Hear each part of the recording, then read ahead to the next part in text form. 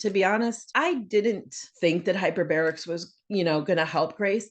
What I did know is that it was going to help me as her mom to know that I did everything I possibly could do before I let her go so that I could be a good mom to Lily. And that's really why I did it. And I had no idea what it was going to do. This is a podcast you do not want to miss. Grab your tissues, grab a seat, grab your favorite beverage, and join me and Shannon Kenitz as she talks about her challenges in her life, her many, many setbacks that would have knocked any woman off their feet, and how she's not only made it by, but she has set herself on a trajectory of so much success and helping so many other women. Go ahead and hop in. You will not regret your time. I'm so excited to bring to you my next guest, one of my absolute favorite people. Welcome, Shannon Kenitz. Thank you so much for having me. You're so welcome. So I actually want to start off, that one of the main reasons that I'm starting this platform is I really want to share stories of women who are transforming struggles into victories. I think that's something that we all do. And in the age of Instagram and filters and everything looking so perfect and easy, I think we just all need to share the real side of life. So Shannon, you're someone who I think of as one of my guiding lights, of someone who has, been knocked down many times, but continues to get up. And so when I'm going through personal challenges, whether it's with the kids or with work or with struggles or goals that I've set that I'm like, why is this not working out? You're one of those women that I think about that inspires me. So thank you for that. Oh, thanks for saying that. And, this morning was a perfect example. So we were actually supposed to film this about 2 or 3 hours ago at this point. Jason, my husband's out of town. We recently moved to Miami. I'm learning the realities of traffic in Miami. Driving the kids to school took over an hour instead of 10 minutes. So I'm like messaging Shannon, who also has a really tight window of scheduling. We had to recreate this whole schedule today. And so I thank you. I thank you for showing up. And that's just also, that's how life works, right? Yeah, that's just life. That's life. And you have to, learn to adapt to the changes and quickly. And I think that not just as women that are in the field, but like we're moms, and, moms know better than anything that you have to be very quick on your feet. Things change moment to moment. So, this morning was really no different. I got to still get in my boxing and come back, put on my makeup and get out here to be on the show. So that's just life, but that's the fun of it too, right? If you're just at a standstill all the time, then you kind of feel like your life, doesn't have purpose and that you're not doing what you're supposed to be doing. So I like the fact that my life moves fast in some areas. Right. It's that balance for sure. And I felt the same. I realized this morning when I was in traffic and like literally feeling like the adrenaline surge. I'm like, I have a choice here. I have an opportunity. I literally can't change the traffic. The kids were starting to feel my energy and like get nervous. And I was like, you know what? We can't change this. We can't change this. My insides feel like they want to go crazy, but like, I'm going to breathe. And the only thing that we can choose in this moment is how we respond. So we decided to have fun with it. And I've watched you do that a million times when, I'm getting to work with you planning your events and nothing is going right. And we just pivot. Yeah. So let's get right into it, Shan. Share a little bit with everybody who doesn't have the opportunity to know you yet. Who's Shannon Kenitz, and tell us more about what you do. Well, my most important job, obviously, is being a mom to my two daughters, Lily and Grace. But I serve as the executive director of the International Hyperbaric Association. So we are a nonprofit organization.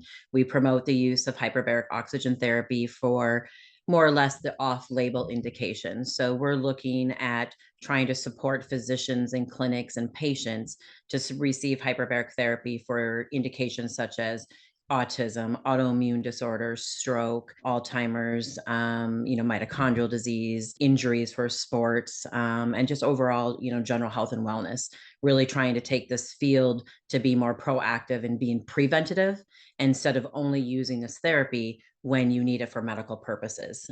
So we really focus on that. We focus on different conferences where we train physicians. We have CME credits for that. We have safety director courses and, just really getting out there that hyperbarics is a therapeutic tool that has been proven. There's science behind why it works and just getting the population to know about it because we really we, still are in that infancy stage of hyperbarics, which is so exciting. I've been doing this for 20 plus years. And for me to still say that I'm in the infancy stage of this is amazing, but it's also very powerful and empowering to know that there's just so much more that we can do and so many more people that we can reach. And I think in the last 2 years, we've seen that. And even now, we've seen that even more so. So it's exciting. It's exciting to know that people are looking into this therapy, for their chronic illness, but also just for general health and wellness and keeping healthy. Absolutely. And for those of you that don't know what hyperbaric oxygen therapy is, we're huge fans of it. We've talked about it on other platforms. I used it personally through neurological Lyme disease. It's basically hyper, meaning excess or extra, baric pressure, and then oxygen. So you essentially go in like this really nice big tube. It's actually pretty big and roomy. And you are breathing in extra oxygen through the pressure. So your body absorbs it more readily. Super, super healing to the nervous system. As Shannon mentioned, all those conditions can really benefit from the excess oxygen. And what's really neat, Shannon, in the amount of years that I've known you, which is probably over a decade now, I've watched, the conferences started off impressive when I started going. And now, I mean, you're pulling in some big names in the biohacking space. Dave Asprey, Jim Quick, Dr. Daniel Amen. These are all people that are wanting to get involved in your conferences because they're seeing how powerful of a tool this is. So I'm definitely, I've been so impressed by you in that field. Yeah. You're such a glow-getter, and I love being around you. And I want you to share a little bit about what inspired you to get into hyperbaric oxygen therapy and why you're on such a mission to educate practitioners and families about the effects. Yeah, so I started my journey in kind of like in a roundabout way, because I started this not because of my health, but because of the health of my youngest daughter, Grace. She was born with a very rare mitochondrial disease, and we basically, fought a system. We kept fighting all the things that were happening to Grace. So, by the time she was 1 year old, she had a feeding tube. She was having anywhere between 100 to 300 seizures an hour. Sometimes she'd have that in a half an hour. Her whole body system was just basically shutting down, but they couldn't figure out why. Like, we didn't get an actual diagnosis until Grace was almost 3 years old. So that first 3 years of Grace's life, we were just trying to keep her alive, trying to figure out what was going on, because of course I have she had an older sister, my older daughter, Lily, and we needed to know because, we didn't know if it was genetic, if it was just environmental or what it was. The doctors had no idea. We went through brain biopsies, muscle biopsies, eye biopsies, bone marrow transplants, everything just to see if we could figure it out. And finally, we were at Mayo Clinic having her brain biopsy done when one of her muscle biopsies came back from New York Buffalo Children's Hospital, and it tested positive for very rare mitochondrial disease. And at that time, she was one of 5 kids in the world with it. And I remember that day very vividly. Like, I can remember where everybody was standing in that room, who was in that room when they came in and they told us that they had a, diagnosis on Grace. And I just remember thinking, oh my God, like, it was the happiest moment in my life. And then to experience the worst moment in my life 5 seconds later, I can't tell you what that felt like, because in the same breath that they told me that they had a diagnosis for her, in my mind, I'm like, okay, now we can treat it. Now we know what we're doing. We're going to get back to normal. Right.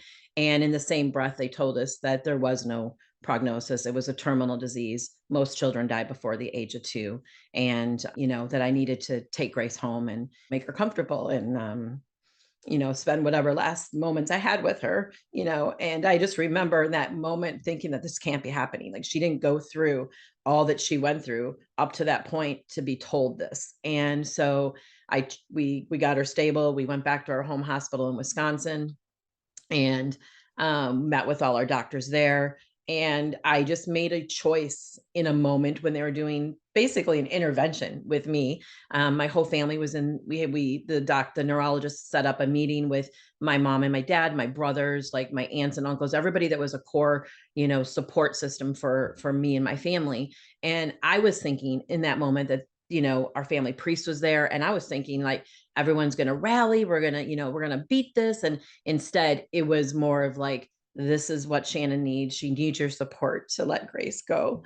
And I just did, I couldn't do it. Like I stood up, and I remember looking over at our family priest and being like, you're not going to like what I have to say right now, because of course I use a few swear words, but I was just kind of like obviously very angry at God first. Secondly, angry at my family and the doctors for thinking that we went through all that we went through now just to call it quits. And so I made a decision that moment in that day to go move forward to finding things that would help Grace, and told my family and my friends that if they couldn't support me in that, that I still love them and someday they could be in my life. But for right now, my focus is my daughter. Like, I'm her mom. That's my responsibility. That's the life that I gave to her. And I need to do everything I can to support that life. So that's where my journey began. Unfortunately, the hospital had basically won the rights to turn Grace's life support off. And so we kind of hit media attention, and some moms reached out to me and said, you should try hyperbaric therapy. It's, it sounds like your daughter kind of mimics cerebral palsy, because Grace at this time was on a feeding tube, had seizures, had to be kept warm under a heat lamp. At age 3, only weighed 15 pounds. So she was very, very chronically ill, very sick. And I appreciate the hospital in keeping her alive all the time that they did. However, when I heard about hyperbarics, I was like, okay, I'm going to try this. And I Yeah. raised some money to try it, because why not? Right. They were going to turn life support off. I took her out of the hospital, went to Florida, found one physician, one clinic in this country that was willing to treat her. And we tried doing waivers for other places closer to us, and nobody would touch her with hyperbarics. We got her stabilized at Joe DiMaggio Children's Hospital. Even the doctor there said, I don't know why you're here. You should just take her home. And I'm like, listen, I had like Boy Scouts and Girl Scouts raise money. Like, I had people drop off like rolls of quarters. Like, how would I ever return that money? I would never know who to return it to. And it was for hyperbarics. So morally, I had to go through with the hyperbarics. And we did a SPECT scan of her brain. Finally got out of the hospital and started our hyperbaric journey. And to be honest, I say this a lot. I didn't think that hyperbarics was, going to help Grace. What I did know is that it was going to help me as her mom, to know that I did everything I possibly could do before I let her go, so that I could be a good mom to Lily. And that's really why I did it. And I had no idea what it was going to do. I had no idea that, 20, 30 sessions, my daughter was trying to sit up and hold her head up. She was starting to like look at us, which she'd already been considered legally blind from New York Presbyterian Hospital. They said she would never see. She had complete optic atrophy. And all of a sudden we started noticing these changes, and I was like, oh my God, like, it's working for her. And fast forward, she gets to 80 sessions, 100 sessions. I'm still in Florida. I'm raising money down there to try to continue with hyperbarics in the clinic, because it was pretty expensive. And fast forward, Grace enters kindergarten, and Grace starts to walk. She gets out of her wheelchair. She starts to be able to talk. She's eating, feeding tube is gone. And that was because of hyperbaric therapy. I mean, if I had not listened to those moms, had I not tried this for myself, knowing that what I needed as a mom to be able to be a great mom to Lily, I don't know what our life would be like today. I know for sure that we would be visiting Grace in a cemetery, and I wouldn't have her here today. So my journey began, and I decided that, I'm a psychologist by trade, and I shut down that practice. And I just was like, I'm going to advocate for hyperbarics for parents and children with special needs, and started the IHA. And here we are, 20 years later. God, so many things. I mean, you're such a warrior. You are such a fighter. Like, I can't even imagine. I feel like I'm really strong and I'm really brave. And at the same time, when it comes to my kids, our mama warrior comes out. But Shannon, for you to have, I wish I would have known you then to be by your side. I wish I could have been there for you. I can't imagine going through that alone, like the vulnerability of watching your kid hurt, and then to have your family, anyone, I think in that moment would have just given in and given up, because you fought so long leading up to that. And then, like you said, you had Lily, also her older sister. And I think your marriage was being affected, It that was was, falling yes. apart, right? And it did So fall apart, unfortunately. statistics are terrible with parents who have chronically ill children, and it's unfortunate. And I'm a psychologist, and I knew that, and so I tried doing everything I possibly could, but people just think differently in the end, right? And you have to do for yourself so that you can be the best human you can be, no matter what the outcome is. And so that's all this really boiled down to, is that I wanted Grace to know that she was loved. I wanted her to really understand that. And I wanted her to know that I was her mom, and that I did everything I could possibly do before I let her go, because that's exactly what I would have done for Lily. It's what I would have done for any of my family and my friends. I would fight for them until there was no fighting left. And in my case, it worked out amazing for us. We have, our family. Yes, I ended up, getting a divorce through all this, but I don't regret one moment of my life and the choices that I made during that time, because the choices that I made led me to hyperbarics, and led me to Grace getting better, and led me to the family that I have today with Lily and Grace. Mhm. And if I didn't have that, I know that a piece of my soul would have been gone with Grace, and Absolutely. it would have been a whole new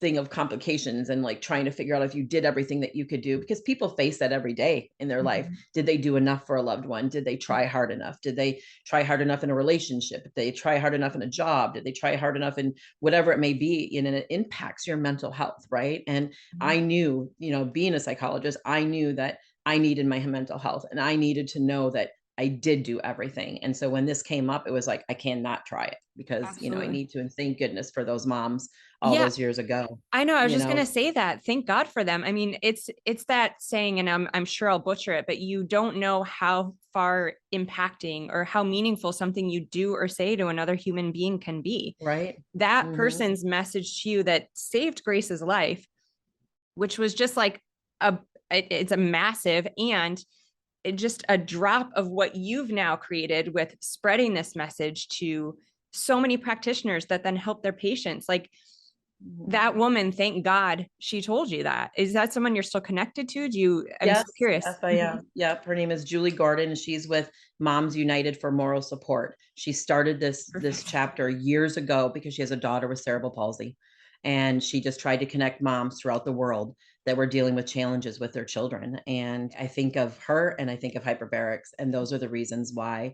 And Grace, I mean, like, Grace had to fight, and so the fact that she was fighting, where she would, I mean, I can't tell you how many times she coded, and the doctors were like, this is it. And she would just come back. And I'm like, she has a mission. She can't tell me what that is right now. But for right now, I'm going to be Grace's voice, because I don't have a problem being voiceful at all in anything in my life. So why would I stop here with my daughter, Grace? So, it's always funny. We talk about that a lot, where it's like when I write thank yous and somebody sends something to Grace, I write it like it's through the eyes of Grace, and then I sign it Grace through my mom's eyes, because I want people to know that I know, no matter what, these were the words that my daughter would want to say to you for helping her in whatever way that you possibly did. But if we look at moms and we look at parents, but let's just talk about moms. We grow up, we know what we want in life. If we want a family, we think we're going to have this family, it's going to be amazing. You're going to have like the dog and the white picket fence. I mean, I thought that, right? I never thought in a million years I would be faced with these challenges, but she was my daughter. And I don't think that people understand the power of that. I don't think moms understand that they do have this power. Some moms will just go through life and they don't have many things happening. But when it does, I always say to my friends, we're like, I could never go through it. I'm like, that's not true. When it hits you, it's a whole nother game. You will be a completely different person without even knowing what happened, because I would have never thought that I would have been this strong ever in my life. And something just kicks in, and like, you don't even control it, because it's inside you. It just naturally comes out, and you do what you have to do for your family. Absolutely. And now Grace is how old? My gosh, she is 23 years old. She attends the University of Madison. She goes to a lot of different adaptive classes. She's sassy. She's a 23-year-old. She is just amazing. She does music therapy. She loves to swim. She has, I try to everything that Lily got in her life. When she was 16, she got a car. Well, when Grace was 16, she got the coolest, most beautiful adaptive bicycle that you would ever see in your life. When Lily went off to college, to her dorm room, Grace didn't get to do that. She lives here with me at home. I took 2 rooms and I turned them into a super, super cool apartment for her, a huge dorm room, even where Lily was like, man, I wish I would have gotten this, So all those milestones that the typical kids would normally get in their life. When Grace turned 21, of course, she doesn't like certain tastes of stuff. I try to give her a little Dom Perignon, a little taste of some fancy champagne. Didn't like it at all. And Lily's like, Mom, I think I know something that she would like. And Lily made her a Jello shot. And I'm thinking to myself, I can't give her this Jello shot. Like, what am I doing? And I'm like, yes, you can. She's 21 years old and she needs to experience, all those things that other kids would experience. So she did a Jello shot, and oh my God, she liked it, which was really dangerous because I'm like, Lily, that's once in a lifetime. We're done now. Oh my She God. celebrated her 21st birthday, but I try to make sure that Grace, still to this day, she's around people, peers her age. She attends UW. Like she has had like two or three of her, I don't like to call them therapists or aides because they really turn into family members to us, but her caretakers that are helping with me take care of her during the day. Three of them that have now gotten married. One's getting married this next Saturday. Grace is a bridesmaid in it, and so is her sister. And, so she has all those amazing milestones. And those milestones have come because of her will to live, my passion, and because of hyperbarics, And so I just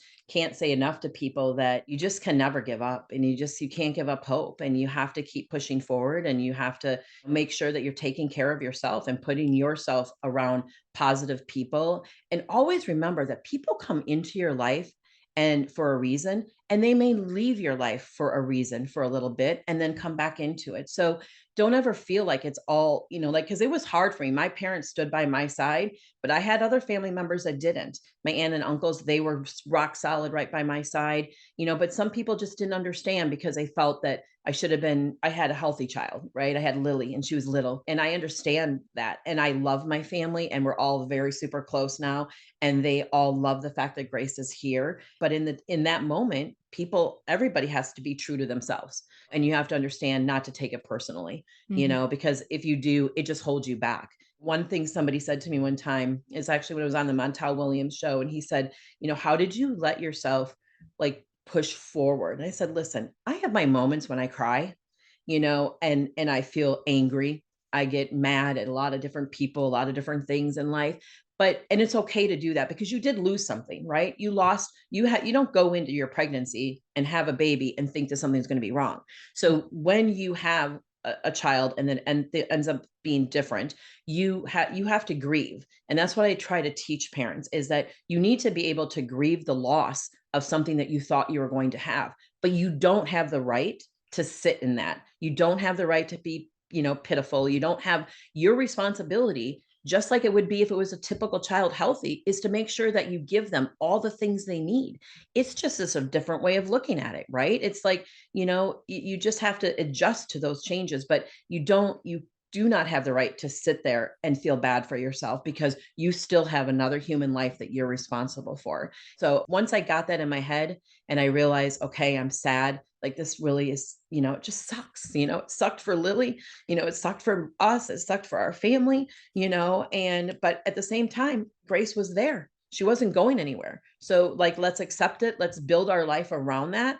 And and then embrace those things. Cause I'm telling you, I've gotten more joys and more heart-filled passion from what I've gone through with Grace than I think that I would have ever if both of my children would have been typical kids. So, Mm. she brought so much to my life that I would have never known. Now, did I want this to happen? Absolutely not. But I have to embrace, right? I have to embrace what she's brought to me because of her having chronic illness. Mhm. You're so incredible. And, you touched on it earlier, and, we talk a lot when we're together just about things not happening to us, but for us. And you've really, I mean, you live that way. I've watched, we've been together working on events and stuff isn't working out right. And it's the cry in the shower and then, all right, come out, put on your lip gloss, your mascara, like, let's go. We have a show to put on. And I love that about you. And then I also want to pivot and ask kind of like the honest, maybe deep question that we probably all have. What have been the hardest parts or the challenges of, raising a child with special needs? And I think there's a word that you prefer to that. Yeah. So, we've always used like special needs. We've been using that word. I say that all the time. I've really trying to pivot now in the way that I use my language and on my platforms. And so I've kind of started to change to chronically ill, because when you say you have a special needs child, it means that the person on the other side should feel sad for you or should show some pity towards you because you have a child with special needs. Well, no, all children are special. All children have different needs, right? I have a child that is chronically ill, that has medical things wrong with her. And so I've tried to really change my language, and instead of saying I have a special needs daughter, I have a daughter that has chronic illness that, has been really devastating for her in her lifetime and so forth. But I think one of the hardest things for me in the beginning, especially, and even now still, when there's different things happening, like when I go to this wedding next weekend and I see this beautiful young lady that has been in our life 9 years walk down the aisle, and I know that Grace probably won't have that in her life. Like those types of things still hurt because I want her to experience everything that her sister gets to experience. And I allow myself to feel sad about that, like we just talked about. I allow myself to feel like sad because I can't imagine, like Lily and I also, we talk about like, what would Grace be like if she was typical, if she didn't have these illnesses? Like, would she have been the one getting in trouble in high school? Would she be boy crazy? Yes. Would she be Yes. studious? And so like Lily always says, well, mom, if Grace was typical, she would have been worse than me in high school. You know that, right? She would have been a scrapper. So it's fun to talk about those things. But at the same time, when you really listen to yourself talk, you realize that she doesn't have that. And, most likely, she won't. And it doesn't mean I'm giving up on her. That's one thing people say, well, how can you say that? You don't know. I go, well, I don't know, but I do know what her life is right now. And I do know that I have a right as her mom to feel sad about those losses. And I think that sometimes people criticize moms that actually acknowledge and say it's okay to cry and it's okay to feel that you lost something, because some people be like, well, she's alive. People lose their babies every day. That they do, and they mourn and they have a loss. No loss, whether a child dies or whether a child loses something in their life, it's the same type of loss. You're still losing, you still are grieving something. You can't compare any two people's losses and what it means to them. And I think that there's a stigma in that. And I'm trying to change that. I'm trying to let people understand that you need to go through all those grieving processes, regardless if your child truly passed away or whether your child is here and they've lost those things. And so those milestones that come, and the things that we see going on in life, and they make me, they're hard. They're really, really hard. And it was always hard for me to talk about them because I never wanted to feel bad about Grace. I didn't want somebody to judge me to say, well, that means that you don't think that Grace is happy or typical, or however you want to word it. And it's like, no, but they're true losses, and like you have to identify things in your life in order to grow. I'm so thankful. I mean, in the last couple of years I've gotten to be around some amazing people in my life. Like, and I told you this a couple of days ago, like I truly believe, like, if I had not met you, Mel, I wouldn't be where I'm at today in my growth as a human, as a mom, as an educator, as an entrepreneur, which I never thought that I even was. You have helped me like understand my worth. And I realized that I need to just really start putting myself around women that believe in women and lift them up. Like your introduction to me with Dr. Mindy, like between the two of you, I feel like I can do anything.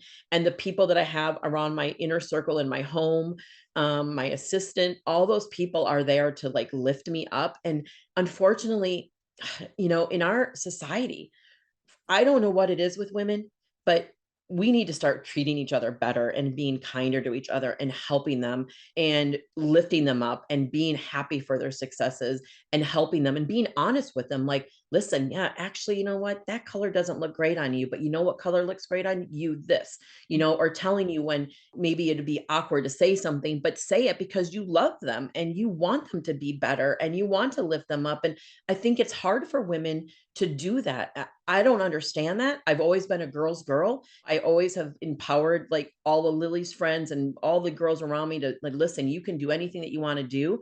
But boy, it's tough out there, and I have been isolated because I have been one of those moms that has looked differently at the whole, disability community, special needs community. Like, I don't necessarily believe in inclusion. Like, there's no reason why my daughter Grace should be sitting in a math class that she's not understanding when there could be a child like Lily who had struggled in math. Imagine Lily being in a math class with Grace in there and Grace acting up. Lily would have never concentrated. So what was the purpose of that?